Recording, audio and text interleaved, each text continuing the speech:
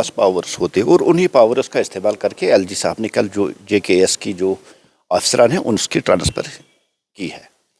उमर साहब पहले जानते थे, जब उन्होंने इलेक्शन लड़ी है यूटी में, पहले तो उन्होंने ना लड़ने का ऐलान किया था, उसके बाद इलेक्शन लड़ी क्योंकि उनको पता था मुझे कुर्सी किसी भी सूरत में छोड़ी नहीं। लेकिन जिस तरह से कल ट्रांसफ़र हुई और ट्रांसफ़र के बाद जो नेशनल कॉन्फ्रेंस के खेमे में जो खलबली मची है, खासकर उमर साहब, मुझे लगता है कि फ्रस्ट्रेशन लेवल उस हद तक हाई चली गई है कि कल उन्होंने एक एमरजेंसी मीटिंग बुलाई है जिस तरह से एलजी साहब ने ट्रांसफ़र की है। दूसरी वजूहत ये हो सकती है कि 6 महीने पीछे गुजर गई और 6 महीने में नेशनल कॉन्फ्रेंस कुछ कर नहीं सकी। जिस तरह से उन्होंने कमिटमेंट्स किया, जिस तरह से उन्होंने लोगों के साथ वादे किए मैनिफेस्टो, और मैनिफेस्टो के बाद भी जज्बाती अंदाज में उमर साहब ने बहुत बड़े वादे किए, लेकिन जब ग्राउंड ज़ीरो पे देखते हैं तो वहाँ जज्बात नहीं, वहाँ खाने को रोटी चाहिए, वहाँ लोगों को सहूलियतें चाहिए, वो अभी तक उन्होंने दी नहीं और ना अभी तक दे पा रहे हैं।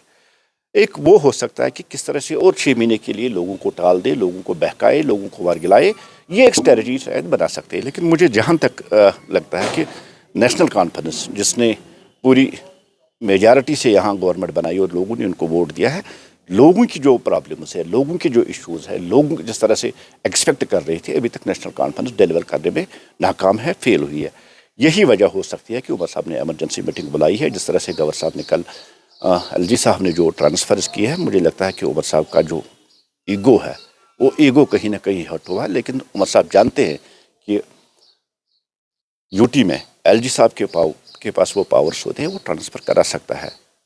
ज़रूरत थी वक्फ बिल में अमेंडमेंट करना, और जैसा हम जानते हैं आज़ादी के बाद जब वक्फ बोर्ड बना या वक्फ काउंसिल बना है, आज तक कुछ ठेकेदारों के हाथ में जो वक्फ की प्रॉपर्टी है वो उसके बेनिफिशरीज थे।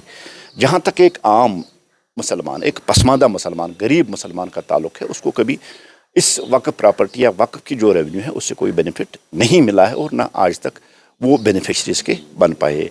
महज चंद लोगों के पास वक्फ की इस प्रॉपर्टी और उसको फ़ायदा उठाना, ये पिछले 72-75 साल से यही चल रहा था। लेकिन अब वक्त की ज़रूरत है कि जो एक पसमानदा मुसलमान है, गरीब मुसलमान है, उसको वक्फ प्रॉपर्टी से फ़ायदा पहुँचे। और ख़ासकर हमने भी देखा जम्मू कश्मीर में पिछले 70-72 साल से जिस तरह से वक्फ के पास बहुत बड़ा रेवेन्यू आता था, और वो रेवेन्यू कहाँ जाता है, किस काम का आता था, वो कल तक पता नहीं। लेकिन कुछ 1-2-3 साल से जब से चेयरपर्सन डॉक्टर दुर्गा इंद्रावी जी ने चार्ज संभाला, एक अकाउंटेबिलिटी इसमें देखने को मिली, ट्रांसपेरेंसी उसको देखने मिली, और अब वो काम होने लगी। लेकिन एक आदत पड़ गई थी यहाँ रीजनल पार्टीज़ की, जो वक्फ की प्रॉपर्टी थी, जो वक्फ का रेवेन्यू था, वो अपने इलेक्शन फंड में इसको इस्तेमाल करते थे।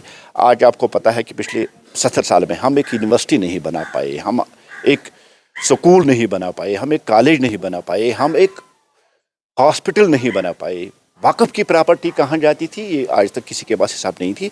इन्हीं हालात को देखकर मुसलमान की हालत को संवारने के लिए, सुधारने के लिए जो अमेंडमेंट की गई है, भारतीय जनता पार्टी उसका खैर मकदम करती है, वेलकम करती है।